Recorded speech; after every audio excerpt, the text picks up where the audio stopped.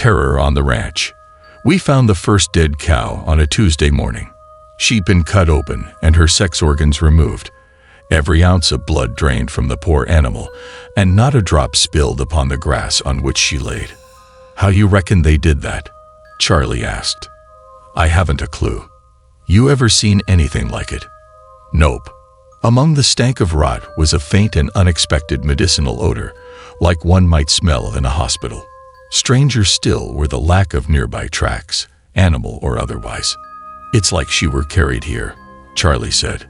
I looked off toward the horizon, the remaining herd distant specks. Go on and check for others. I'm gonna give the boss a call. The boss, no longer a young man fit for horse riding, arrived in his green UTV a little while later. Well, she's dead, he said as he limped over toward the cow. What do you think got her? That's a mystery, sir. A mystery, huh? He stepped next to the cow and grimaced at the odor, pulled a handkerchief from his back pocket and covered his nose, then knelt next to her. Noticed the precision of the cut. It certainly doesn't look like the work of an animal. She's boned right, too. I see that. And her liver is mush. I don't know what to make of that. Boss stood and removed the handkerchief from his face. Neither do I, he said, and returned to the UTV. Want the law on this? No, John. I'd rather you handle it. I nodded, and he started the UTV back up and left. That night, Charlie and I hid camouflaged beneath some brush, watching the remaining herd. They slept and grazed and occasionally mooed, but not once did we see anything suspicious. We called it quits at sunrise.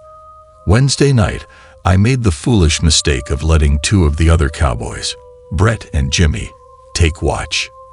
The next morning, I found the two of them laying next to each other on the ground, sound asleep. I kicked some dirt onto them and said, "Wake up, dipshits." They stirred from their slumber and shielded their faces. Then Jimmy said, "We was just resting our eyes." What did I tell you? I said if you needed to sleep, to do it in shifts. That's what this was, our sleep-in shift. Dumbfounded, I looked at Brett, and not getting a response, I shook my head and said, "The IQ average would go up if I did this country the courtesy of killing the two of you." Brett and Jimmy exchanged nervous glances with one another, and right about then Charlie and his horse came galloping up. "There's been another," he said. I sighed and climbed onto my horse. "Show me." The skin around her jaw was missing, along with her eyes and ears. Her sex organs remained intact, but once again there was a clean cut on her body exposing her heart and liver, which had been reduced to paste. "No blood," Charlie said. "No tracks." She was near the fence line, far away from the other cattle. No sign she'd walked there or even died there. Like Charlie said before, it was like she were carried. Out of instinct, I looked up and noticed something metallic reflecting the sun. It was small and probably about 300 feet above us. "What the hell is that?" I said. Charlie followed my gaze, then hurried back to his horse and grabbed his rifle, then looked through the scope at it and said, "Looks like a metallic ball." He handed me the rifle, and as soon as I looked up, the ball was gone. "Where the hell did it go?" Charlie said. I handed him the rifle and pulled out my cell phone, took some pictures of the cow, and sent them to the boss along with the text, "I'm heading your way. We need to talk." Then I climbed onto my horse and told Charlie to have Brett and Jimmy babysit the dead cow. "You sure you want them dimwits on this?" he asked. "Not really, but on the off chance whatever's killing these cattle gets them too, I'd say it's worthwhile." Charlie laughed and made his way toward the boys, and I headed off toward the boss. "How the hell did you let this happen again, John?" Boss yelled. "I know, sir. I should have been out there last night." "Damn right. I want you out there every night until we catch who's doing this." "What about Brett and Jimmy?" "Have them walk the perimeter. They won't fall asleep if they're moving." "I wouldn't be so confident." Boss sighed and looked at the pictures again. "Similar smell." "Yes, sir." "What else?" We saw something hovering overhead. Boss looked away from the phone and stared at me. Hovering. Some sort of metallic ball. How high? Hundreds of feet. How big was it? Not very big. The size of a basketball, maybe. You think it was a drone? Ain't like one I've ever seen. It didn't make a sound. And it was fast. 1 second it was there, and the next it was gone.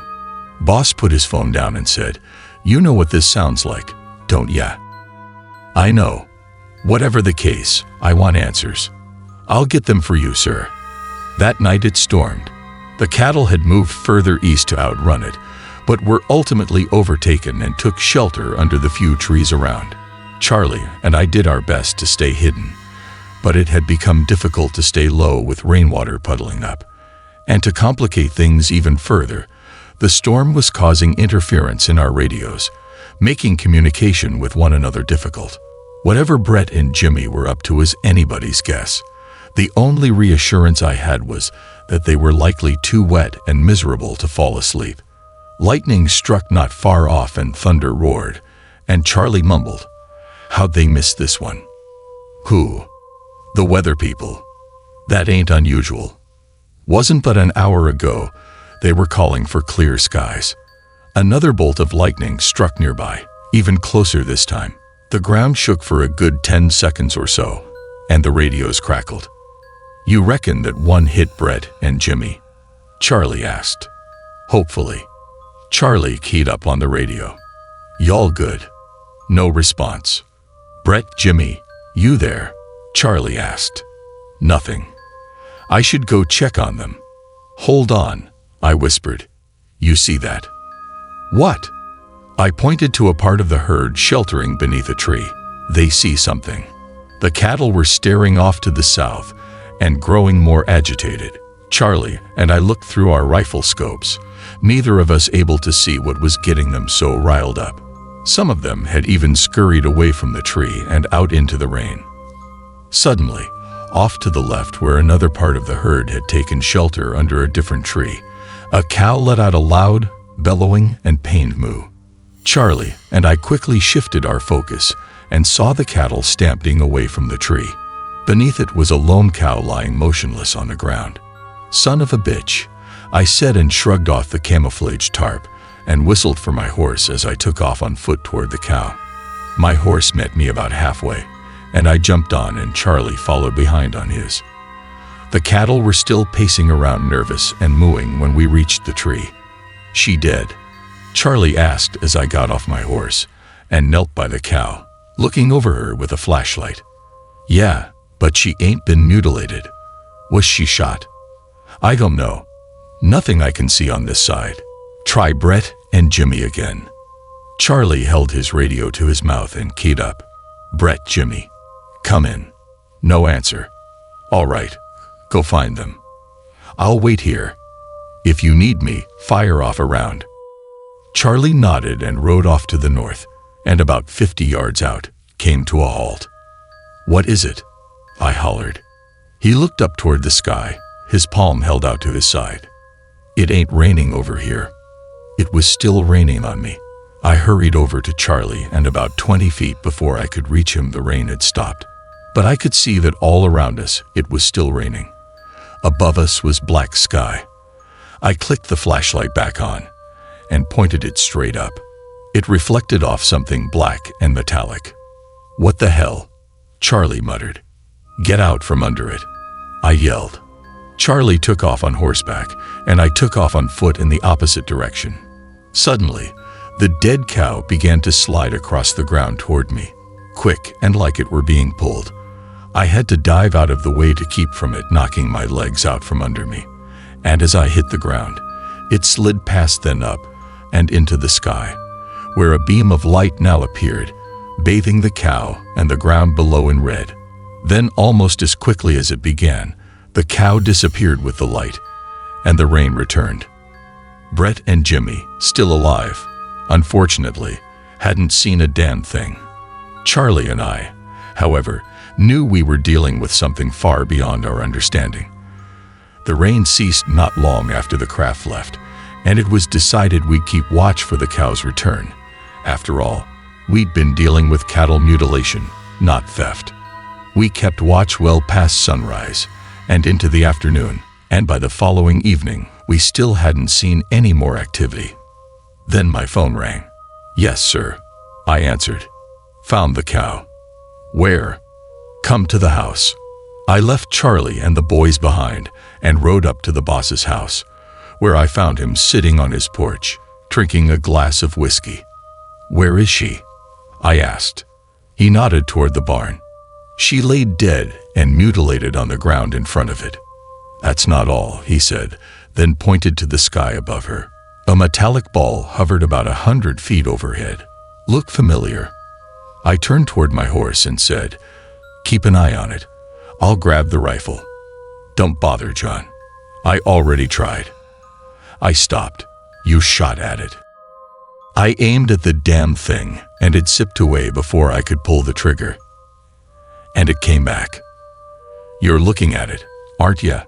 The ball just hovered there, silent and without rotating. No clue as to how it stayed in the air. "Sir, I'm afraid they ain't gonna stop until all the cattle are dead." "What are you saying?" "I think we may need to get the government involved." "Absolutely not. This is beyond us, sir. We ain't equipped to deal with this." "And you think the government is?" "I don't know. Maybe.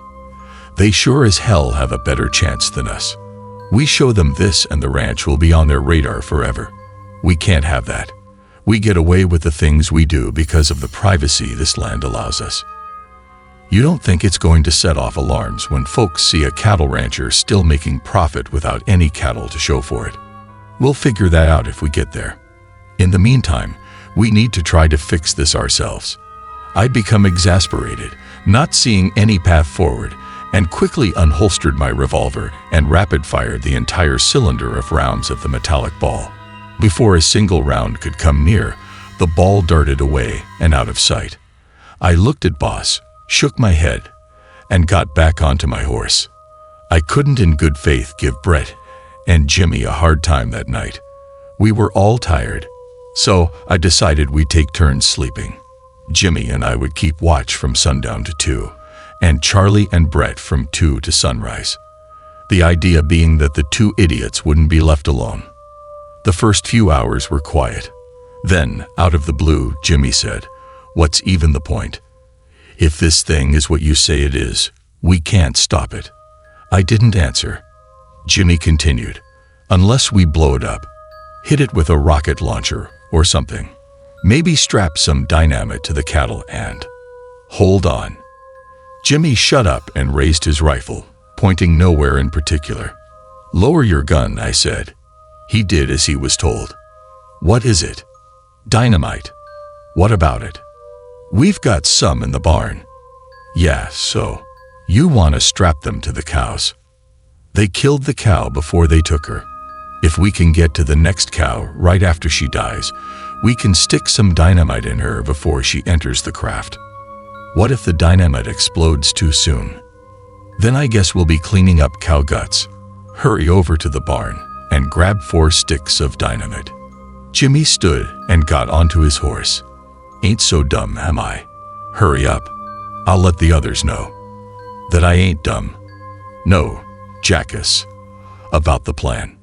Jimmy spurred his horse forward and hollered, "Make sure they know I'm the one who came up with it." By the grace of God, Jimmy not only found his way to the barn, but also managed to stay awake long enough to come back. He got off the horse and handed me the 4 sticks of dynamite. I stowed one in my saddlebag and dispersed the rest among the boys. "Whoever gets to the cow first needs to attach the dynamite however they can, then light the fuse," I said. "Once it's lit, you need to get out of there. If you see the cow being pulled toward you, quickly turn and head in a different direction. You don't want that craft falling on top of you. Also, it's important that we herd the remaining cattle as far away as we can from the dead cow. So if you're not the one attaching the dynamite, then focus on moving the cattle. Y'all understand?" They nodded, and then I said, "Okay, let's get ready." The 4 of us, each armed with guns and dynamite, stayed back and observed. A few hours went by, and we were starting to think we wouldn't be blowing anything up that night, when all of a sudden, a cow bellowed a moo, and the herd dispersed. In the center of where they'd been, laid a motionless brown cow. "Let's go," I said, and we all climbed onto our horses and galloped full speed toward the dead cow. Charlie was the fastest of the bunch and made it there first. "Whoa," I said, and brought my horse to a stop, then, along with the other two boys, began herding the cattle away. The fuse on the dynamite was long and gave Charlie ample time to join us. We looked up and could see a circle of sky blacker than the rest. "Well, they're here," I said. "Let's just hope they take the bait. Where'd you stick it?" Charlie smirked. "Up her ass." Brett and Jimmy were still moving the cattle and occasionally stealing glances behind, as we all waited and prayed for the best. Then, the cow began to slide toward the craft, and as it came closer, the center of the craft opened up, and the red light beamed on the earth below. "It's about to blow," Charlie said. The cow was now airborne, but not yet in the craft. We braced. Then, right as the cow disappeared into the sky, and the light went out, the dynamite exploded. What followed was a muffled blast, much quieter than any of us anticipated. A green shockwave of energy swept across the unsteady craft. There was a haze of smoke as it crashed onto the pasture, shaking the ground and kicking up dirt and mud and manure.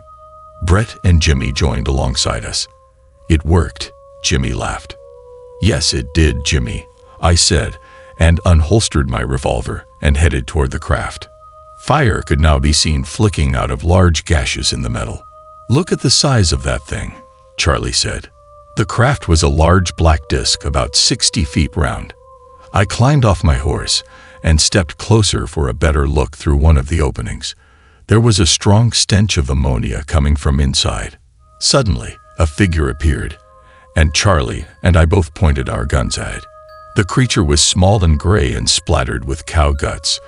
It was missing an arm and bleeding brown from its various wounds. Its head was teardrop-shaped, and its eyes were completely black and several sizes larger than our own. I guess you could say it looked like the stereotypical alien. The thing stared at us for a bit, held out its hand, then collapsed dead. I doubt anybody else will ever know where this occurred. And it's a shame, because us cowboys don't have the faintest idea what any of it means. We aren't about to reverse engineer this craft or perform an autopsy on the three beings we found inside. In fact, we buried them, which I reckon was the Christian thing to do anyway. The craft, though, that we kept. We built a new barn with a hidden space underneath, and that's where that craft will remain until I don't know when. Until the boss dies, perhaps. Or maybe his kids will take on the secret too. I'm sorry, but I just don't know. What I do know is that on nights when it's raining, there are sometimes large, round spaces where the rain doesn't fall. But by sunrise, the cattle are fine. Maybe these aliens think the cattle are explosive now, or maybe they have other plans. Whatever the case, one thing is certain: they haven't left us yet.